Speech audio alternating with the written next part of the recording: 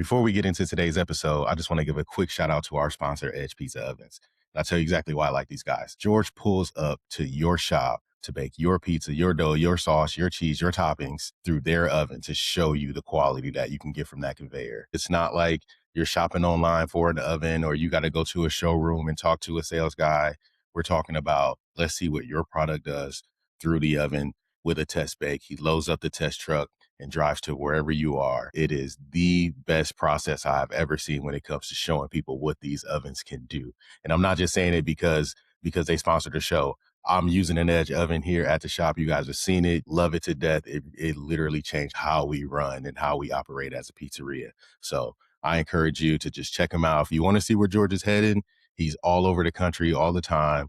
Just follow hashtag Where's George Today on Instagram, on Facebook. Also, if you want to book a test bake, you want to see what it can do, you want to see him come to your shop, or you don't think he can match your bake, your quality, go to edgeovens.com/test bake. I'll put the link in the show notes, but you can schedule a test bake for yourself and see the results. Now let's get into the episode. What's going on, Pizza Fam? Listen, what happens when you get a phone call in your shop and your wife hands you the phone and there's somebody from the local news saying, hey, did you know that you were one of the 101 best pizza shops in the country?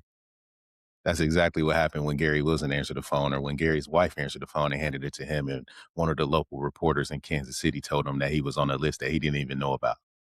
That's the testament of just putting in that hard work, staying on the grind, continuing to care about your product and your community. Gary did all of those things and built an incredible business over there in Kansas City. So I think you're really gonna love his story. You're gonna love this episode. Really good friend of mine, great guy that really, just cares about what he's doing, cares about the people in his life. Gary Wilson from Wilson's Pizza and Grill in Kansas City, Kansas. Enjoy the episode.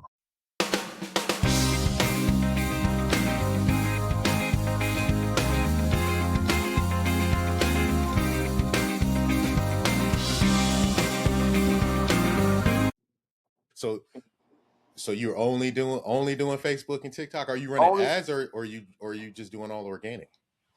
Most of mine, I used to do ads.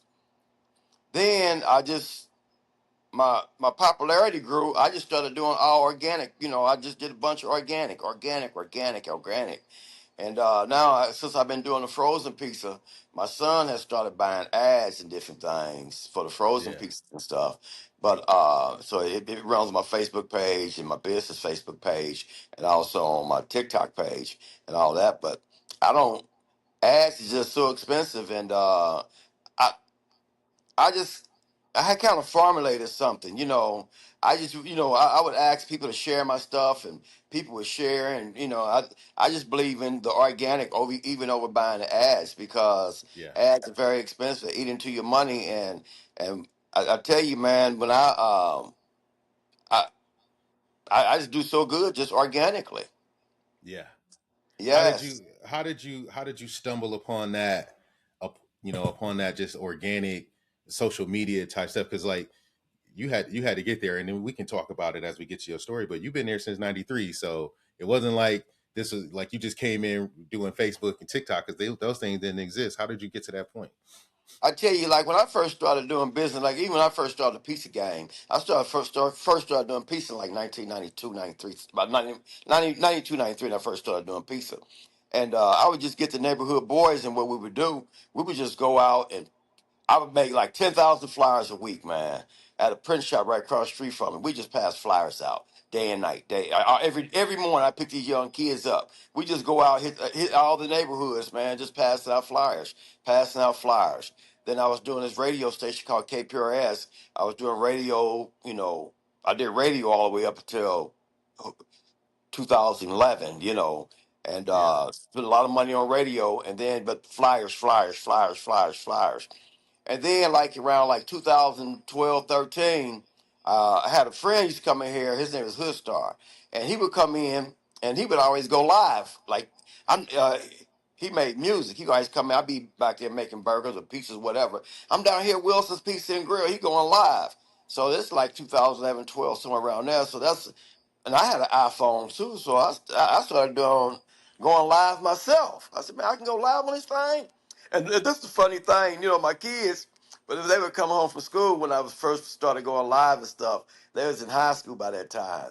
They like because at this time wasn't nobody really going live. You know, it's kind No, of not bullshit to then. go No. live. You know, he'd be like, my kids come home with a little smile on their face, like, "Hey, why you go live today?" I said, "Well, I say, son, I say, you know, people seeing my food makes a difference." I say, "Hey, I was spending $500 a week with KPRS." I say, now people can see me and see my food. And so I just, you know, every day, man, I make a post, man. I post every single day. I see the pizzas, and honestly, the hat has become so famous just from seeing it on those posts. You Yes, do it. You just pick up the phone and just start and just go every day. that's what I do every day. I go live every day. I make a post every day, go live every day. Man, that's how did you get over the uncomfortable part of it? You know, from the beginning, it was uncomfortable, but now it's just like second nature. You know, just get up in the morning. My God, I have my mind set. That's what I'm gonna do every day. You know, my mind is Yes. set, and I'm just comfortable. You know, and I enjoy it. I'm sure at this point now, because it's grown and your social media is so popular, that people come from further out just to see you, right? Oh man, you know, I done had people come from across the whole country to see me. I really have. I had these two guys. One lived in Maine, and one lived Wow. in Washington State.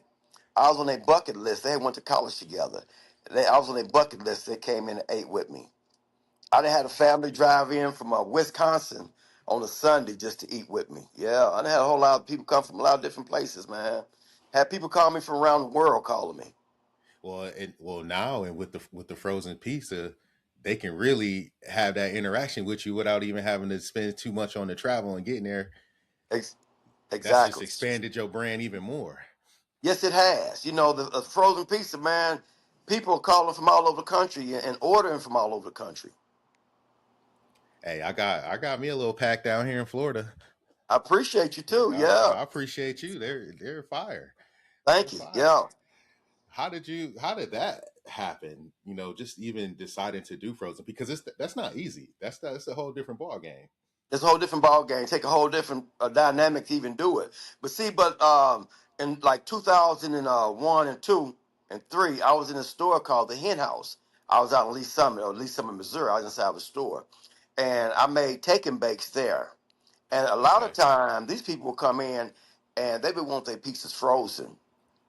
They would want to take their pizza home. So like I had an oven inside. They had a stone oven inside there. They didn't want their pieces cooked. They want to take it home and freeze it and cook it on another day.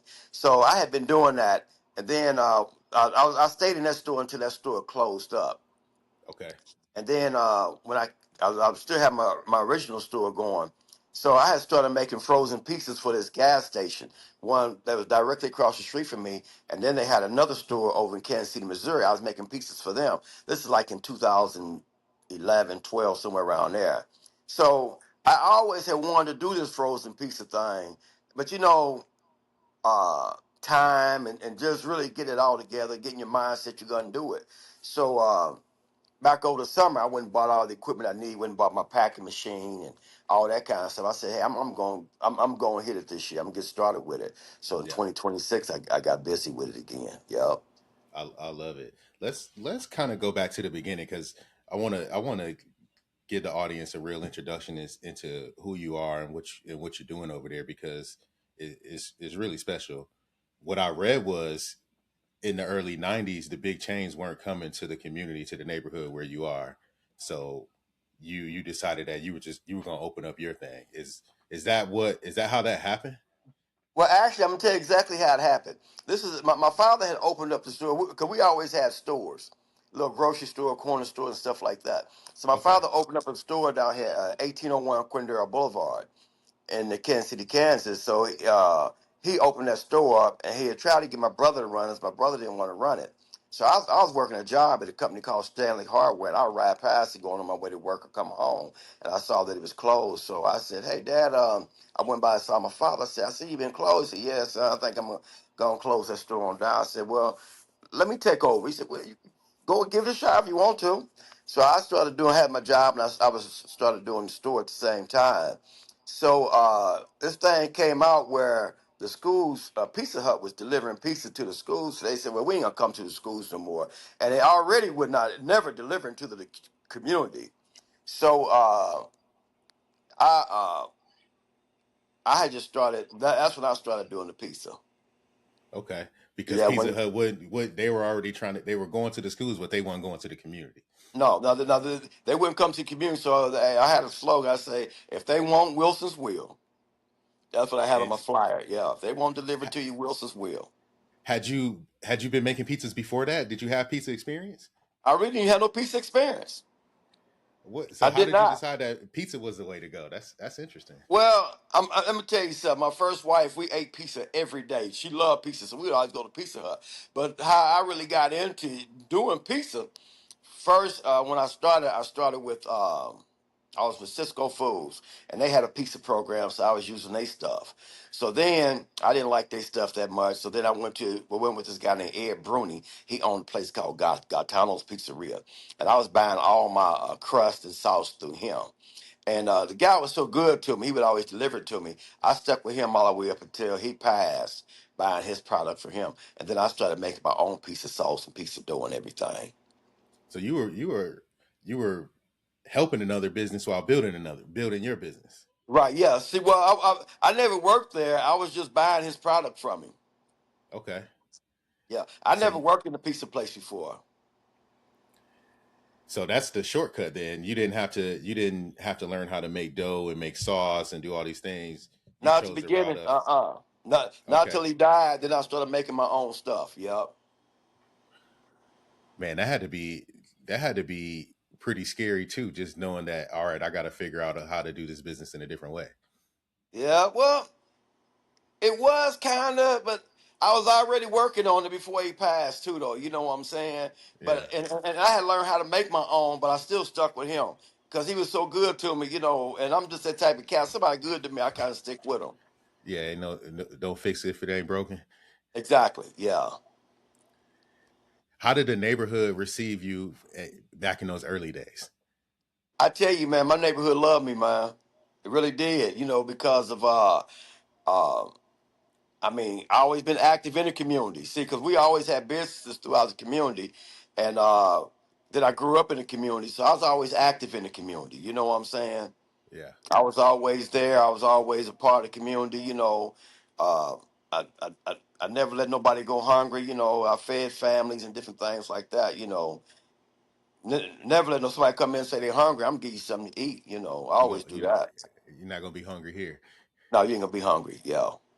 What was scary for you in those first couple of years? And those first couple of years of really going into business was that I was young. I had first had two children, and just being able to really provide for them.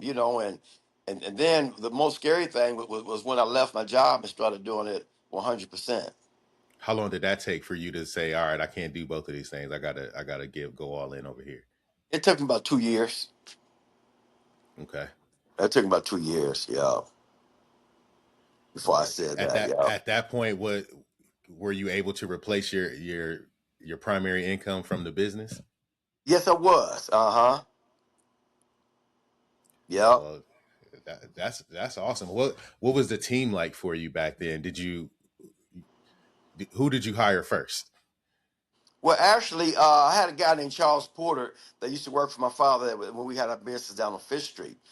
He was already working up there with me and my ex-wife, and then I started bringing in other people with me, several other people. Yeah, I like that. When you have people that you're familiar with, and obviously having family in it, it means a little bit more because you got people who care more than beyond just a job, right? Exactly. Yes. And see, and then also, I just really wasn't just a pizzeria. I was like a convenience store at the same time. I did burgers, pizza, chicken. I sold cigarettes, groceries, candy, everything, bread, all kind of stuff. You still do all that? I don't do the grocery stuff no more. I stopped the grocery stuff in about like 2017. Okay. So then it became less convenience store and more Just pizza all and hot grill. food. Yes, Okay. I do. I do pizza, chicken, burgers. fish. I just do basically all hot food now. Is that did the menu evolve over time, or did you start with all of those things? Well, actually, I wasn't. I wasn't really quite doing all of them because I wasn't doing fish back then. All I was doing was really just burgers, chicken, and pizza. Okay, burgers, chicken, pizza from the beginning. Well, no, Added some well, fish. first it was just burgers and chicken, and French fries and stuff like that. And then, like a year or two later, that's when I started doing the pizza. I love that. What was what's been some of the biggest things that you learned? Because I ran into you in Las Vegas, and what I love is from an operator who's been in the game for 30 plus years, you still take the time to learn, to go invest in yourself and go get better. What's the motivation behind that? Because you got a good business, you the community love you. What makes you want to go push yourself to get better? You know, I tell you, man, I just believe that life is forever. I just believe in keep making yourself better. Yeah. No matter what your age is, continue to make yourself better. I just when I was in college, I was in a college, a junior college, Downley College. There was a lady in there. She was in her 80s, still going to school to get her degree, man. you Wow. know and like my dad was just a complete go-getter. You know what I'm saying? My parents are just complete go-getters. I mean, all the way up to my father died. I mean, he always opened businesses, always was doing business, always just, and like with this phone and this new world that we living in now, these phones got us around the world just on one push of a button, man. Yeah. There's To me, there's no reason not to be successful, not to be doing what you want to do. And when I say successful, I don't mean you got to be rich or anything like that. I mean being successful, just doing what you desire, something that you want to learn and do it because it's available to you. Yeah. Man, that's an incredible thing right there. What do you look for when you go to like to Pizza Expo or to these different shows and events? What are you operator at your level? What do you look for? Well, I'm going to tell you this. The first time I went to the Pizza Today show, it's called the Pizza Today show. It was up in Philadelphia. It was in Valley Forge, Philadelphia. It was in 1998. That was the first Pizza Today show I went to. I met this guy named Herman Cain, and I bought his book. Remember Herman Cain ran for I, president? yeah, at the Pizza Huts, Yeah, not the Pizza Hut. He or had was the it Godfathers. Godfather's Pizza in the gas stations? Yes, he had the Godfathers. Yeah, yeah, Yes, yeah. I know what I you're met talking him about. there. And what made me go to the pizza show? I just want to go see, learn new things, see what's new, see what's going on. And then 20, 25 years later, you still go and you still learn and still take things back. Yes, I like that. I like that a lot. and What's I go different places, man. Like even like when I travel and different things, I go to different places, see how they operate in business, see what's new. I just do that. Once you love your craft and what you do, man, you always trying to learn and teach. Yeah. What's your favorite pizza on your menu? My number one pizza, honestly, my number one selling pizza is my 18th Street Special, which is the combination. But my Yeah. favorite pizza that I really like is the veggie pizza. You like the veggie? I like the I like the 18th Street. I didn't get the veggie. I got a cheese, a pepperoni, and the 18th Street, but Uh, that I like that. Your pizza is unique in the fact that you really load up the toppings. oh yeah, I can get nice. Yeah, yeah. We get some toppings on there. Yeah. How do you help? How do you manage costs? Because there's always the school of thought that people try to give as little as possible, trying to make as much money, but you taking the opposite approach where you like, I'm gonna take care of you. I'm gonna give you good portions. How do you maintain profitability with that? Well, I'm I'm in a good situation in a whole lot of different areas. You know what I'm saying? So I can give you a little bit more, and you know how you just kind of play musical share. I give you a little bit more here. I can take a little bit less off here. Yeah. Yeah, that's how I try to do it, you know. But my main thing is really satisfying the customer because when you put out a good product and a good service, the money will follow. I Yeah, never believe in chasing the dollar. I believe in chasing a good service. And when you can a do a good. good service, a good honest service, people gonna come back. So you get the volume that cures it because you're able to give a good experience. Yes, yeah, yeah. I truly believe in my my whole thing in business always have been give a great service, give a good service, and people come. And like in my opinion, I don't even think that you have to have the greatest food. I think the greatest service is the one that always wins. People come back for the service. People come back for the service. People come back because they like you. People come back because the way you take care of other people. So I was one of the things I was thinking about with the frozen business. How do you still give that same level of experience when it's not you that's handing them the pizza? So like in the store it's different. They come to see you, they get the experience, but when they order online and it shows up at the door, how do you ensure that same quality of experience? Well, because I'm trying to put the same love into it when we make them and pack them and everything. Yeah. Yeah, just trying to put the same love into it. And you're pretty transparent on your social media. You show the process, you show the equipment you use, and how you packing them, and you get a lot of good like testimonials from people. Oh yeah, yeah. Well, because people like people that's real. You know what I'm saying? They like people that's gonna give you good. That's gonna be straightforward with you. That's what I believe. When you tell a lie, you gotta keep telling another lie. But Yeah, if you tell the truth, you only gotta tell it one time. yeah, I heard that. Yeah. What do you what's it like now in the area? Have the big chains kind of follow suit? Because you're not you're popular there and they love you in the community, but you're recognized nationally at this point. Yeah, I saw, what is it? You were ranked 101st best pizzeria in the country. Yeah. That was on the dailymail.com. They had us on the list of 101 one of the best pizzas in America. That's amazing. How did that Yeah. happen? Man, I tell you, I did not even know how it happened because this is crazy thing. It's crazy work.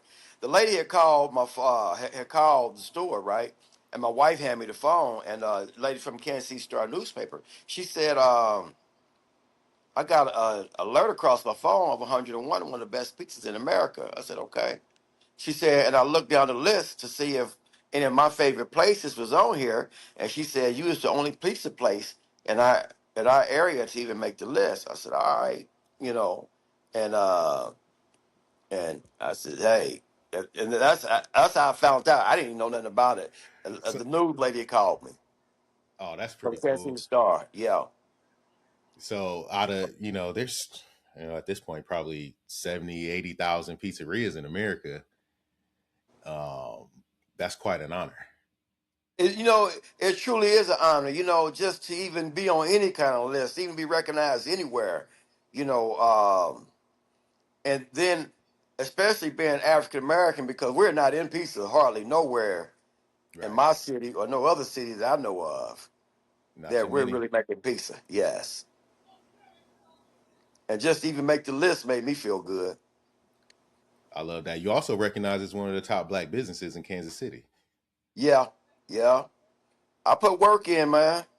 Does that, I'm sure that inspires people in the community to either reach out to you for some advice, or just come and sit and watch and learn from you or talk to you. How do you handle that responsibility as a business leader, as a black business leader in Kansas City?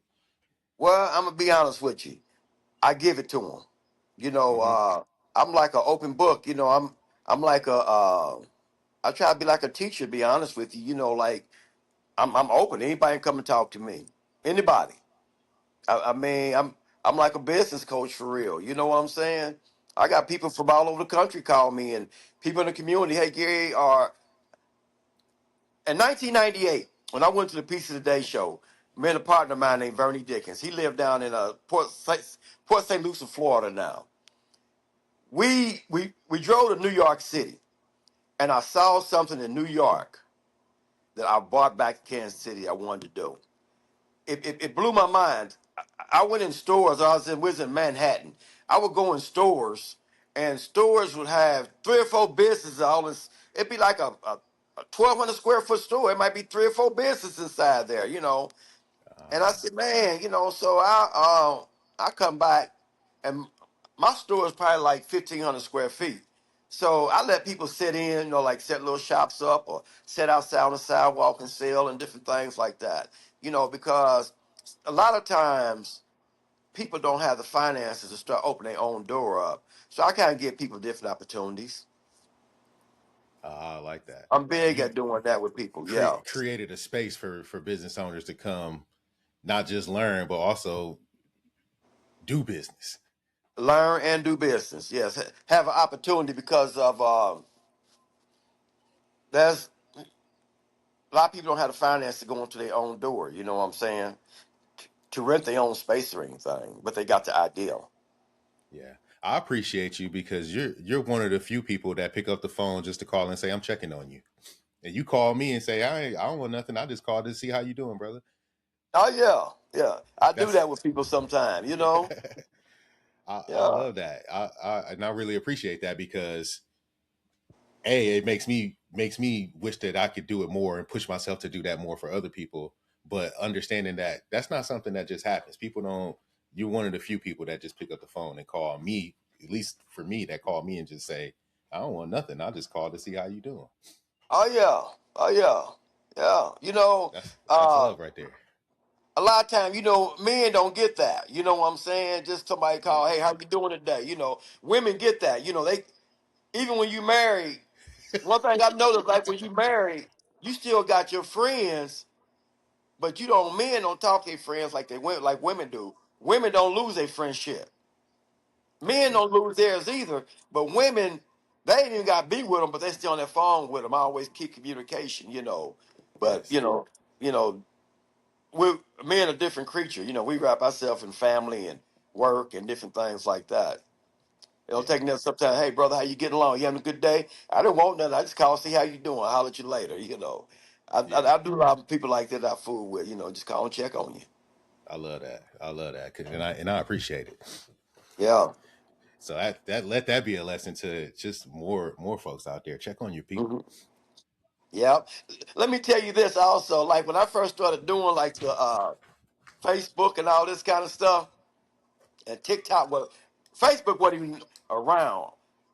It's a story like I told you how my kids would be laughing at me at different things. My 2 boys, because they were still in high school, they thought it was so boosty of me going live. Now my one son, he lived down in Miami, Florida. His name is Gary, and all he do now is TikTok and travel the world doing food reviews and stuff like that. Wow. That's how, and I tease him, I laugh. I said, "Now, you thought it was so funny me doing it." And my youngest son, 7, that really does a lot of my advertising now for my frozen food. That's all he do now too. I said, "Boy, y'all used to laugh at your daddy. Now look at y'all." They laughed at you and now they want to be a part of it. Now Yeah, they now they do a it. part of it. Now they Now doing their own thing. Yeah, oh man. Well, I mean, that plays into, one of the other core things I think that happens in business is the legacy that you create, right? right. And you took what your father, was able to build and created your own lane and path and carried it on. And now look at what your sons are doing. Um, Exactly. that's one of the things that I look to create for my children, for my boys. Whether they go do pizza or whatever they decide to do, at least they take what I've been able to build and do and just run with it. Yeah. Oh yeah, they build off of it. Yeah. You know, they might not start off with it because they might not like what you're doing, but in time they make that full circle back around. Oh, they can't stand. They don't want no cameras on them. They don't want to take no pictures. None of that. Yeah. They like just bring the pizza home. you know, it's you know, life and kids and just life is funny. Like kids that like their friends wish their dad owned the store. Yeah. You know, and the kids that got the store hate their dad owned the store. You know what I'm saying? But then I can say this too though, and I can be honest about this too. owning a business takes a lot away from a family. Yes. And kids look at things like